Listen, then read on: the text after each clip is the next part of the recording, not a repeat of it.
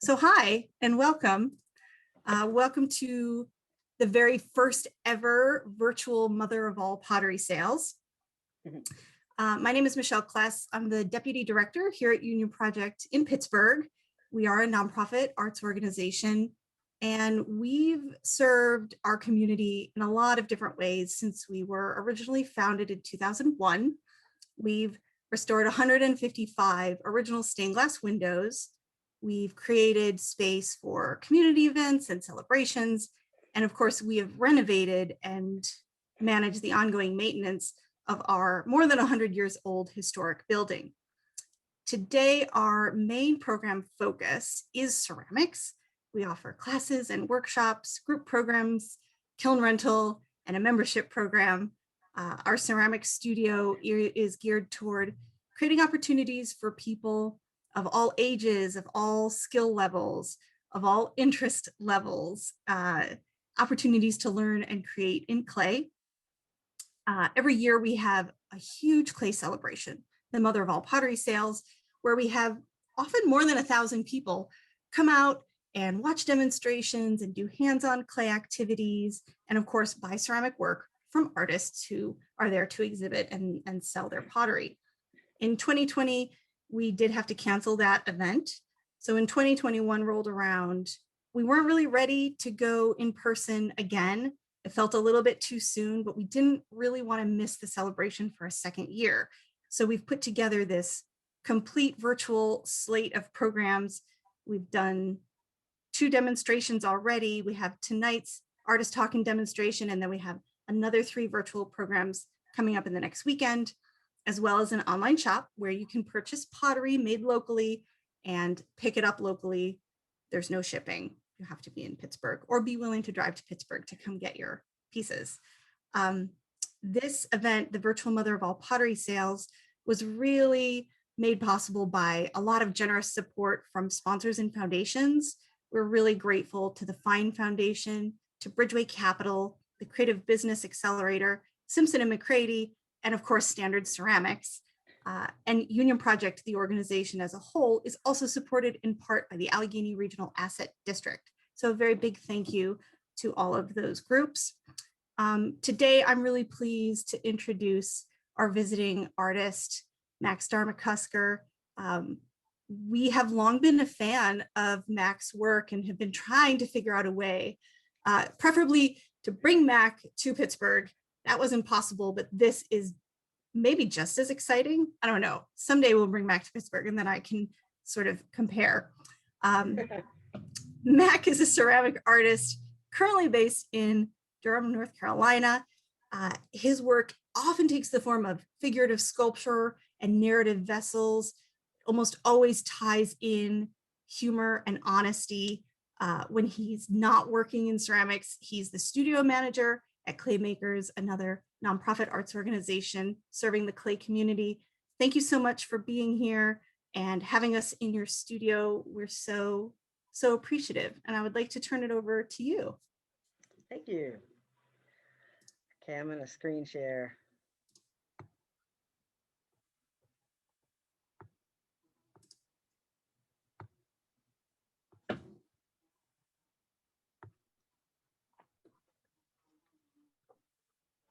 Can you guys see that?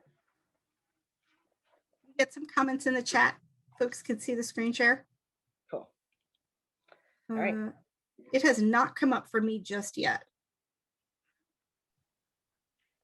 I can't see it either, but it looks like it's trying to process.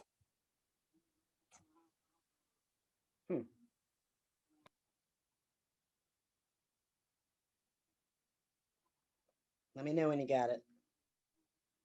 There we go. I got it. Cool. Okay. All right. Gender is defined by the Oxford Dictionary as the state of being male or female, typically used with reference to social and cultural differences rather than biological ones. Sex does not equal gender. While Facebook has over 60 descriptions of gender variants, there are still only 2 options on most job applications and legal documents. Gender roles have changed, but there is still an underlying current that exists from which many of us suffer. The beliefs surrounding the notion of real women and real men reduce us to mere stereotypes. Advertisements, social media, religious doctrines define that narrow vision of gender norms to this day. That pink-blue dogma assumes that biology steers our social destiny. We have been taught that being born female or male will determine how we dress and walk, whether we will prefer our hair shortly cropped or long and flowing, whether we will be emotionally nurturing or repressed. Those of us who transgress gender assumptions also shatter their inflexibility. Gender violations are the crux of the many that refuse to acknowledge the colorful presentations and dualities that enrich who we are today.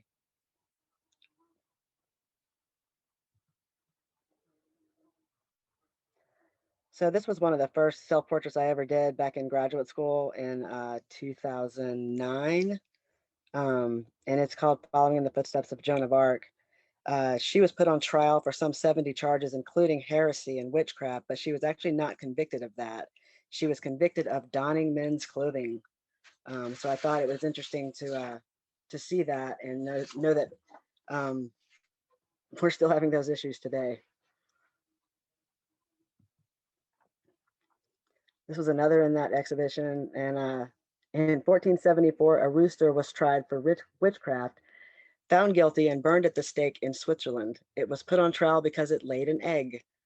There are other accounts of this story in which the rooster actually had a lawyer and was found innocent, but was burned at the stake anyway, you know, just in case. So because the rooster defied social norms by laying an egg, he was murdered also.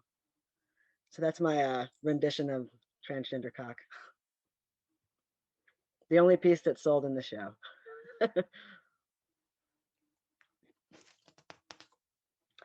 I came out in 2008 after many years of alcohol and drug addiction. 41% of trans individuals attempt suicide. This too is part of my story. While being trans is not a choice, being visible and therefore vulnerable is. I do not neatly fit into a box. I do not attempt to speak for all trans people. I speak for myself because I can only tell my own story. I medically transitioned in December 2015, shortly after moving to Asheville. Top surgery is the chest reconstruction surgery adopted by some in the trans community to change bodies to better represent the gender they most identify with. This piece represents the beginning of my transition. It's taken some time to recover and correct posture after years of binding with ace bandages and duct tape, slumping my shoulders to hide my body. I use sculpture to document my own transition, my struggles and experiences. I didn't know I was trans when I was young. There was no word for it. I've been out since 2008, since I came out in Georgia State, and took some of my closest friends. Some gender identities make it easier to exist within our society. Being a gender nonconforming person can be exhausting. Contrary to popular belief, no amount of bravado or toughness makes it easier to be constantly asked what you are. So this is about the bathroom laws in North Carolina. Gender presentation in the LGBTQ community are still under attack in what is a strikingly different nation since President Trump. I'm addressing the inequalities, prejudices, and fear of differences that people don't understand. The bathroom laws promoted that fear and injustice. It's why I put myself on display despite my discomfort. In a one-day specially convened session in March of 2016, the North Carolina legislature passed a law that reversed a Charlotte ordinance that had extended some rights to those who are gay and transgender. It was called the Public Facilities Privacy and Security Act, or House Bill 2. It was signed into law by then Governor Pat McCrory. The original Charlotte ordinance protected transgender people who use public restrooms based on their gender identity. The new law nullified that and made it illegal for cities to expand upon state laws and protections. The bathroom bill swept the nation and promoted discrimination against gay, bisexual, transgender, genderqueer, and intersex people. It catapulted transgender people into the spotlight and forced their very private lives into a public dialogue. This piece, a satirical piece about the absurdity of House Bill 2, places me in the center of the bathroom debate.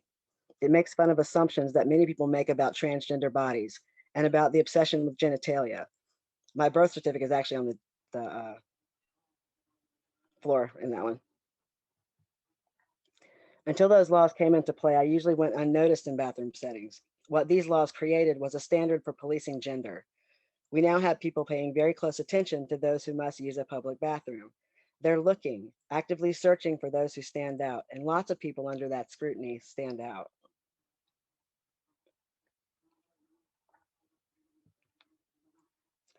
In response to our wonderful governor, North Carolina lost millions because of the former governor Pat McCrory's obsession with where people pee. Concerts were canceled and tourism suffered. Even with the election of a new governor, House Bill 2 remained in place. It was finally partially repealed in March of 2017. It was called a fake repeal because it kept much of the anti-LGBT provisions of HB 2 and continued to single out and target transgender people. The damage had been done. Policing gender is not a new trend. Since the 1950s, when women could be arrested for not wearing at least 3 pieces of women's clothing, people have been forced into narrow gender constrictions with little room for deviation. Those of us who are masculine females or feminine males are constantly criticized. We need to call these laws what they are, a license to discriminate.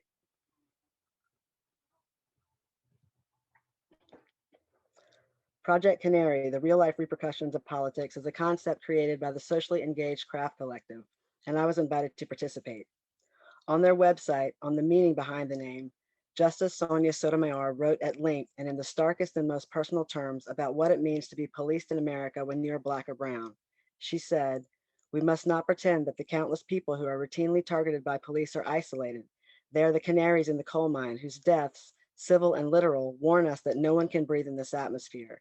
They're the ones who recognize that unlawful police stops corrode all our civil liberties and threaten all of our lives. Until their voices matter too, our justice system will continue to be anything but." In this project, we are applying Justice Sotomayor's metaphor of a canary in a coal mine to also include gender, immigration status, reproductive justice, and other human injustices in addition to racial inequity. The goal is to empower those whose voice is often unheard, making politics real. Art objects were made and dropped in public places for people to find them. These objects were marked with a number and a tag that directed the finder to the website projectcanary.org, where they could enter the number and read the story that inspired the art. I made the gender neutral figures into magnets, pins, and keychains, and drove from North Carolina to California and back again in response to the bathroom bills. They were each marked with a number that directed the finder to my story. This was a second version of this that I did at Art Fields in South Carolina, where they could also come and get the magnets and put them where they wanted. What's in a Name is about the complicated relationships that trans people have with their former names. It's about dead naming, a term used in the trans community for calling a trans person by their assigned name at birth. Our former names come back to haunt us and are often used as weapons against us. It's about the anxiety caused every time we are asked for our IDs. This piece reflects the mountain of paperwork it takes to legally change a name, and I had 42 years of history to change. On Valentine's Day in 2017, I legally became Star McCusker. Not only do you have to change your ID, but you have to change your bank cards, your social security cards, your credit cards, insurance, student loans, both of my degrees, and I still get mail with that name on it. Transition Pending is a sculpture about being in flux, not quite one or the other. I was he, she'd quite often and still am. I learned to navigate this space, but it was often exhausting. I was living in Bakersville, North Carolina at this time, and hadn't really planned on transitioning fully, whatever that means. I was kind of like the non-binary. That was my goal, to just sort of look androgynous. But living in this teeny tiny town of 326 people across from the Confederate flag memorial was a little challenging. So I kind of just bit the bullet and transitioned. And it made me feel a little more comfortable. I use humor in my work to make these issues more palatable. The back of this piece says, "Boy, some assembly required." Testosterone Teapot. Some of us who are trans choose to undergo hormone replacement therapy, or HRT. For trans masculine people, it means taking testosterone. It comes in creams, gels, and injections. This is a teapot made to look like the testosterone vial with syringe teacups, and they stack and unstack.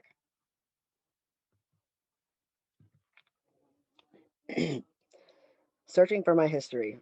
This was from a show that was at NCECA called Alternate Endings, of a bookend show, and you were supposed to make bookends and have it relate to your favorite books.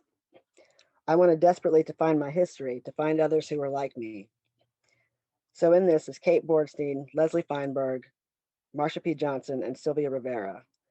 Kate Bornstein is an American author, playwright, performance artist, actress, and gender theorist. They identify as gender nonconforming and has stated, "I don't call myself a woman and I know I'm not a man." Kate goes by they, them pronouns. Oops. Leslie Feinberg was an American butch lesbian transgender activist and communist. She wrote Stone Butch Blues and Transgender Warriors, which tells the history of transgender individuals, cross-dressers, butch dykes, passing women, and transsexuals throughout history. It laid the groundwork for much of the terminology, language, and awareness around gender studies. Marsha P. Johnson was an American gay liberation activist and self-identified drag queen. Outspoken about gay rights, she was one of the prominent figures at the Stonewall Uprising. For those of you who don't know what Stonewall is, it was a rebellion considered to be one of the most important events leading to the gay liberation movement. It was a series of violent demonstrations by members of the gay community in response to a police raid on June 28, 1969. When the raid began, the community had had enough and fought back. It is said that Marsha threw the first bricks. Sylvia Rivera was a Latin American gay liberation and transgender right activist. She identified as a drag queen and participated in demonstrations at the Gay Liberation Front. She was also close friends with Marsha P. Johnson. Sometimes this journey makes me feel incredibly alone. The Gay and Lesbian Alliance Against Defamation, GLAAD, reported that only 16% of Americans know someone who is transgender, leaving 84% learning about transgender people through the media alone. And social media can be cruel.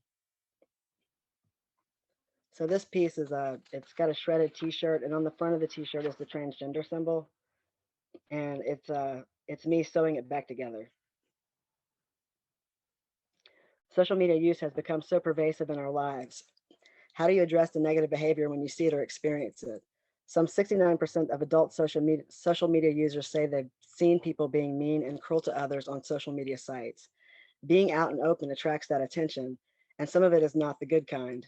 I was bombarded by comments and judgment when I came out for the work that I was doing. Even prominent members of the ceramics community had some pretty mean things to say.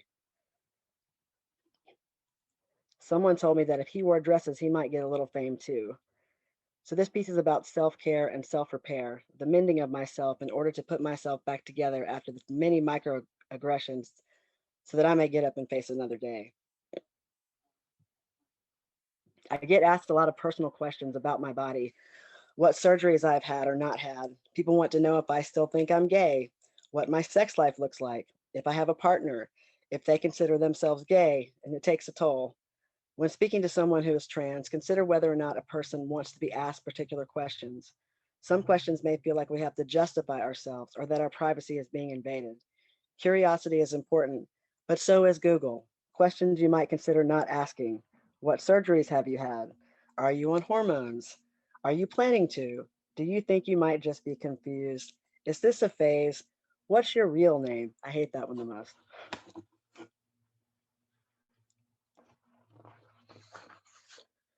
I've become the token trans person asked to speak at conferences. I frequently get asked to speak for free, as if it's somehow my obligation to tell my own story, as if I owe it to everyone to bare my soul. I can't separate my art from my life. When I'm asked to talk about my artwork, I can't do so without talking about my own life, and I wonder sometimes if I'll ever be able to make different work. I mean, how many self-portraits can I make?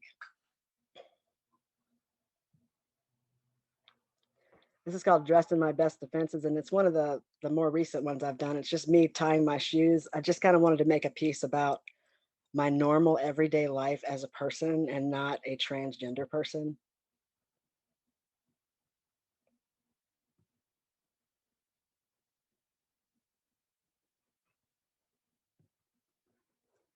This is what trans looked like sometimes. Another thing I've dealt with is rejection from family, from longtime friends, from strangers, from jobs. This is reflected in this piece. Rejection hurts, and it's frustrating and infuriating that I have to constantly justify my existence and my choices. However, being visible has its upsides. I'm contacted weekly by high school students, college students, trans and gender nonconforming people, and parents of transgender children. They're either seeking advice or they just want to say hello. They express gratitude for my visibility and tell me that it provides hope for them in their own lives and in their futures. Looking back, I have no regrets. I choose to live my life authentically and to give a voice to others who can't or choose not to be visible. It's not an easy journey, but it's rewarding to be able to share my experiences and to educate others about what it means to me to be transgender. This is called Targeted. In 2018, the Trump administration considered narrowly defining gender as a biological condition determined by genitalia at birth in an effort to roll back protections of transgender people under a federal civil rights law. The Obama administration had loosened the legal concept of gender in federal programs, including education and healthcare. They recognize gender largely as an individual's choice and not determined by the sex assigned at birth. Trump's Department of Health and Human Services spearheaded the effort to establish a legal definition of sex under Title IX, the federal civil rights law that bans discrimination in education programs that receive government financial assistance. The definition would define sex as either male or female, unchangeable, therefore erasing the existence of transgender individuals. So a lot of things I get asked is, am I done yet? And I started this recent series about still self-portraits, but me in sort of more feminine poses to kind of show that this is not a journey from A to B. I don't start one place and end up looking like something else. It's about me still being able to be feminine, me being able to wear feminine clothing, me being able to just basically be me. And ironically, I've become a lot more comfortable with my femininity now that I look the way I do. So this is the start of that series. And I'm basing a lot of the poses on 50s pinup models and Coca-Cola ads. These two pieces were done for 100 Years, 100 Women, a show in Philadelphia. And we were asked to make plates of women who inspired us, or people who inspired us. And Stormy DeLavere was a butch lesbian who was at the Stonewall Uprising. And according to some, their interaction with police sparked the event. It's also said that she threw the first punch. She was a gay civil rights icon and entertainer who performed at the Apollo, Radio City Music Hall, and the Jewel Review. She performed dressed as a man and was the only drag king in the Jewel Review. And the other one is Miss Major Griffin Gracie. She's one of the best known Black trans activists. She calls herself an activist and a trans girl and says, I've been involved in this since back a long time ago before most of them were born, and I'm still fucking here. I'm still fighting the good fight. She's a veteran of the Stonewall Uprising and mentors girls in the South through her organization, the Griffin Gracie Educational Retreat Historical Center, which is dedicated to fostering connections between trans youth and community elders.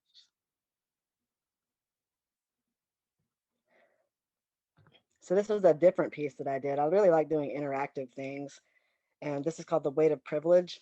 And there were about 13 different stones, and each stone had a privilege on it. For example, white, male, educated, financially independent.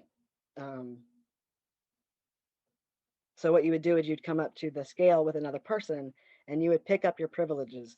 You would carry them to the scales and you would weigh it against someone else's privilege to see who had the most privilege. So it takes the burden off the marginalized person to tell the story. It takes the burden off of us to explain to people what privileges we have or don't have. And it really kind of puts the onus on the person who has the most privilege to just own it, to carry it.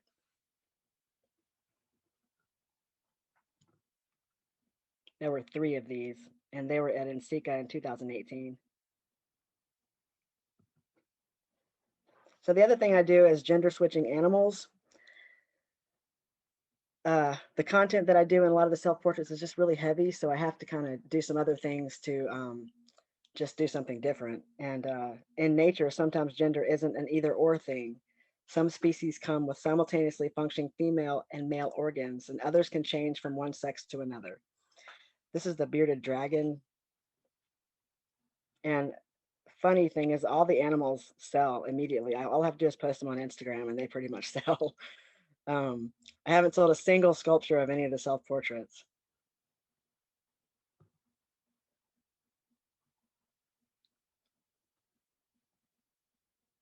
So some of the animals are a clownfish, a hawkfish, a sea bass, parrotfish, cuttlefish, there's lots of fish, banana slugs, butterflies, cardinals, copperhead snakes, and frogs, sea turtles. There's another bearded dragon.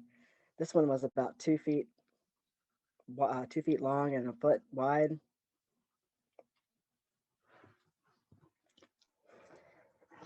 And to pay the bills, I make mugs.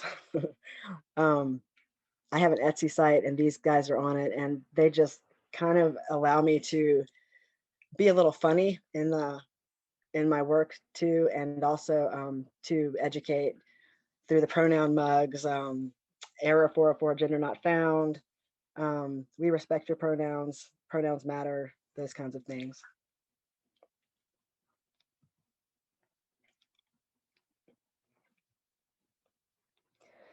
November 20th is National Transgender Day of Remembrance. On that day, I hope you'll remember this conversation and think about the vast numbers of transgender people being murdered, especially trans women of color dying because of gender expression.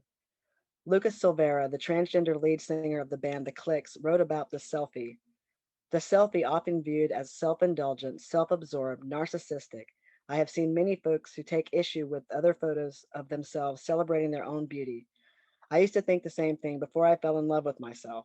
I see it now very differently, especially among marginalized folks, especially those who historically have gotten no or next to no representation in the media and mainstream pop culture.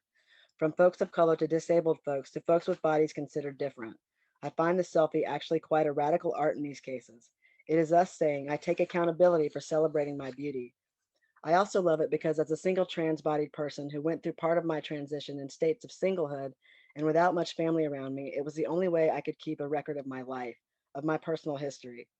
So I have to ask you to ask yourself, why do you take issue? Why are you annoyed with how someone loves themselves? Why do you feel self-love equals self-indulgent? Perhaps it is this mentality that creates the propaganda to integrate inside you, which is that to love oneself is actually a negative thing, because self-love leads to less desire to purchase things to make us feel valuable, thus making self-love the most radical tool for revolution you could ever have. So next time you see someone post a selfie, love them for it, because odds are, if you hate them for it, that's about you, not them. Thank you. Yeah. Let me Read this. Oh, follow Mac on Instagram. stop. There we go. If you're not already. Yeah. Yeah. Yeah. That's it. Cool.